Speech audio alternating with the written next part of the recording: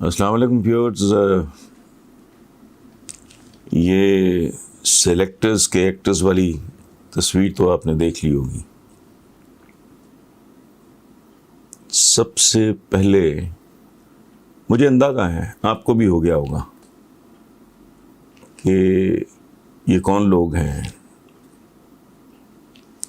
یہ کن لوگوں کے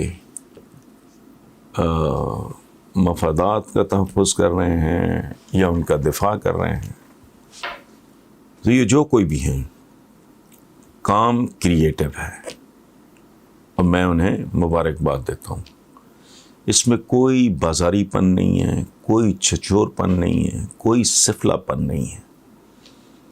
میں ایک بار پھر اس بندے کو یا گروپ آف پیپل جنہوں نے یہ ڈیزائن کیا ہے، ان کو اس میں کوئی طنز نہیں ہے. میں دیانتداری سے سوشل میڈیا پہ جس طرح کی حرکتیں کی جاتی ہیں، سب سٹینڈرڈ، گھٹیا، بازاری، یہ بہت پراپر، بہت خوبصورت.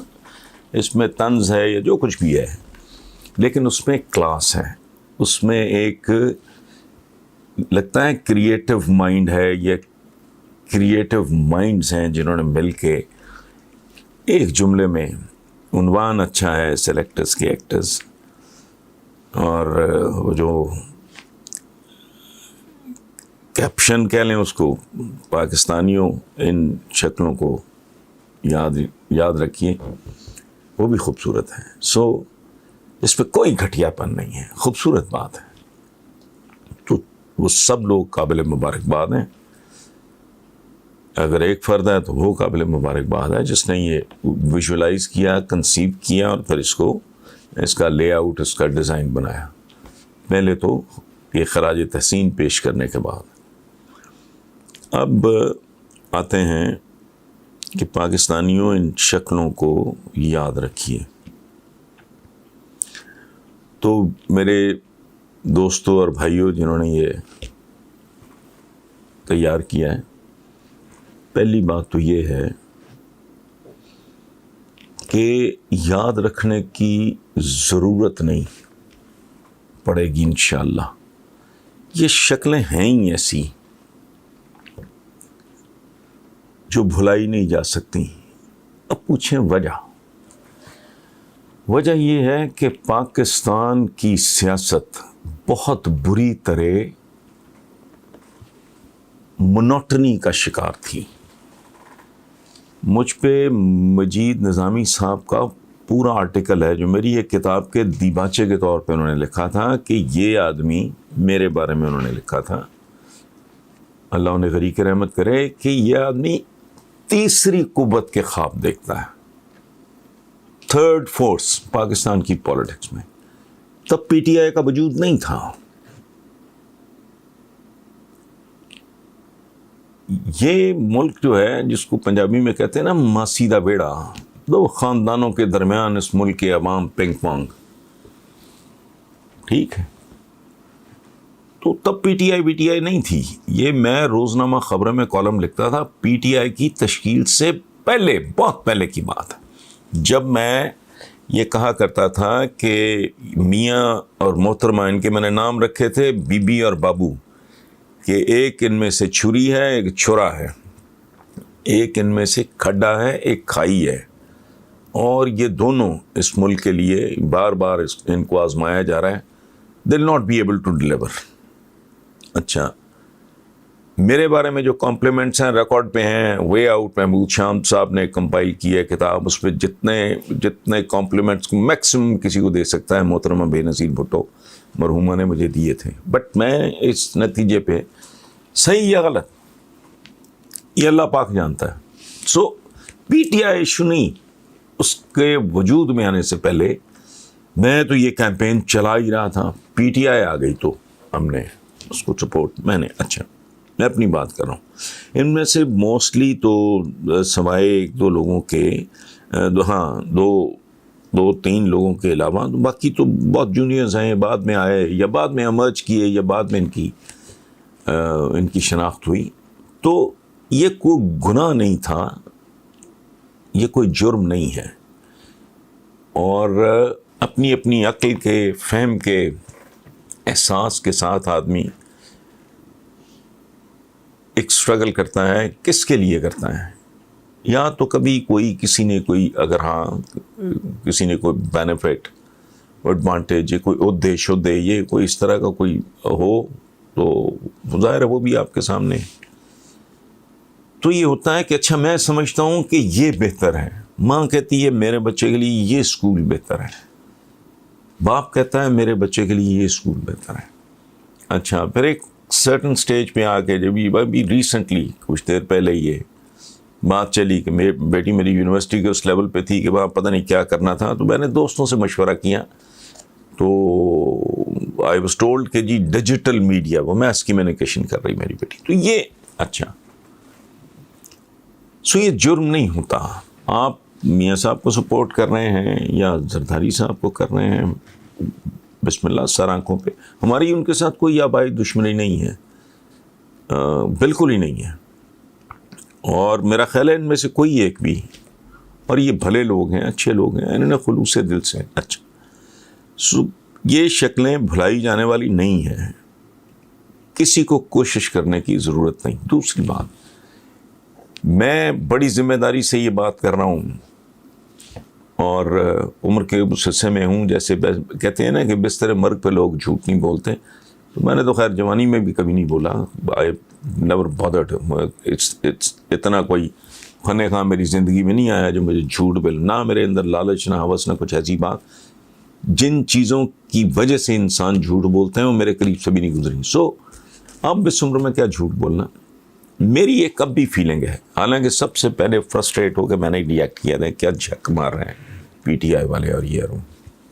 اب بھی جہاں مجھے بات سمجھ آتی بہت اریٹیٹ کرتی ہے، میں کہتا ہوں یہ بانگیاں مار رہے ہیں. لیکن میرا ایک اسیسمنٹ ہے اگین، وہ یہ کہ پی ٹی آئی کو اگر وقت مکمل یہ کر سکے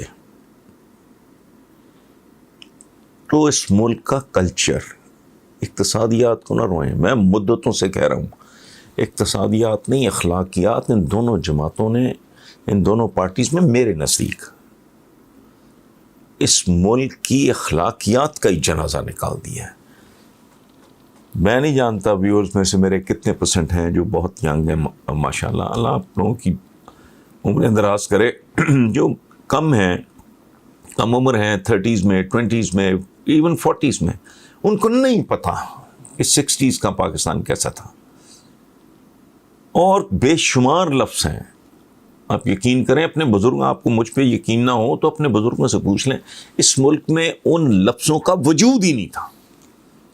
مثلاً یہ لفافہ جرنلزم، میں 72-73 میں کبھی سنا ہی نہیں تھا یہ لفظ. قبضہ گروپ، رولز کو ریلیکس کرنا، کیوں کہ آپ نے 65 سال کا پٹواری بھرتی کرنا ہے، 63 سال کا آپ نے نائب تحصیلدار، لوگوں کو اوبلائج کرنا ہے، اپنا ووٹ بینک بنانا ہے. آپ نے اس ملک میں کوآپریٹوز کو برباد کر کے رکھ دیا. قبضہ گروپ کی اصطلاح، چائنا کٹنگ کی اصطلاح، ایک لمبی فہرست ہے. ہماری زندگیوں میں وہ کچھ آیا، ایسی لعنت آئی. ہمارے زمانے میں جب میں ٹین ایجر تھا، ملاوٹ ہوتی تھی، ملاوٹ معصوم ملاوٹ ہوتی تھی. انتہا کیا تھی ملاوٹ کی؟ تھوڑا پانی ڈال دیا دودھ میں. آج یہ مرتی ہوئی بھینسوں کو انجیکشن دے کے ایکسٹریکٹ کرتے ہیں زیادہ سے زیادہ ملک، نتیجے میں نسلیں ہماری برباد ہو رہی ہیں. یہ ریٹ ریس شروع ہوئی، میرٹ پامال ہوا ہے اس ملک میں، سوائے گھٹیا قسم کی پبلک ریلیشن کہ آج بھی لوگ یہی کرتے ہیں. آج بھی میرے اپنے کے پیشے کے 80-90 بھاگے پھرتے ہیں، کوئی اس کو مل، کوئی اس کو مل، کوئی ادھر بیٹھا ہے، کوئی ادھر بیٹھا ہے، کسی نے اس ریسٹورنٹ میں ڈیرا لگایا ہوا ہے، کسی نے اس میں لگایا ہوا ہے. یہ کلچر برباد ہوا. کبھی سنا نہیں تھا میں نے کہ امتحانی مرکز نیلام ہوئے ہوں. یہ کوئی آئیڈیل سوسائٹی نہیں تھی، میں یہ نہیں آپ کو کہنے کی کوشش کر رہا، لیکن بے شمار. اور پھر ان دونوں کے آپس میں وشس جو ان کا کمپٹیشن تھا، اس کے نتیجے میں جو لوٹ مار آئی ہے. بے نظیر بھٹو، میں نے گلزار ہاؤس میں قسماً کہہ رہا ہوں میرا ایک مرحوم دوست ہے, میں ان کا نام نہیں لوں گا, یونیورسٹی میں ہمارے ساتھ تھے, پیپلز پارٹی پنجاب کے بہت بہت اہم آدمی تھے. انہوں نے کہا بی بی ہمیں اجازت دو, انہوں نے اتنی لوٹ مار کی ہے اور اجازت دی ہوئی ہے, یہ اس طرح اوبلائج کرتے ہیں لوگوں کو کہ ہم ان کو کمپیٹ نہیں کر سکیں. گلزار ہاؤس حسین چوک کے آگے بے نظیر بھٹو کے ساتھ بات کی, میرے جاننے والے, میرے دوست, یونیورسٹی ڈیز کے اسٹوڈنٹ لیڈر تھے وہ. تو یہ کلچر برباد ہوا. اچھا, ہم نے یہ سوچا, اسی طرح میں جو باقی آپ نے جو تصویریں جن دوستوں کی ہیں, انہوں نے بھی کیا کیا ہے, انہوں نے تو ایک اختلاف سا ہے, اور وہ کہے کے لیے آپ سمجھتے ہیں کہ یہ ریسیپی بہتر ہے, میں سمجھتا ہوں یہ ریسیپی بہتر ہے, تو ایسی کوئی بات نہیں. مجھے یہ یقین ہے ذاتی طور پہ کہ اگر وقت ٹرم پوری کی تو اینڈ آف دا ٹرم آپ دیکھیں گے, کیونکہ یہ میں یہ بات لکھ چکا ہوں کہ پاکستان وہ مریض ہے جس کے ہر مسام میں سٹین لیس اسٹیل کے اسٹرا گھسا کے اس کا خون پیا گیا ہے. Economy is just one of the factors. یہ نہیں ہے. اب اس کا اگر کلچر چینج ہوتا ہے, یہ بہت بڑا کام ہے, یہ بہت بڑا چیلنج ہے. اس صرف اکانومی نہیں, اللہ کرے اس ملک کی ڈائریکشن, اس کی ٹوٹل سمت تبدیل ہو جائے, پھر دیکھتے ہیں. شکلیں بہرحال ہماری بھلانا اتنا آسان کام نہیں ہے. بہرحال جو کچھ بھی آپ نے کیا اچھا, باوقار طریقے سے کیا, اس میں کوئی گھٹیا پن نہیں.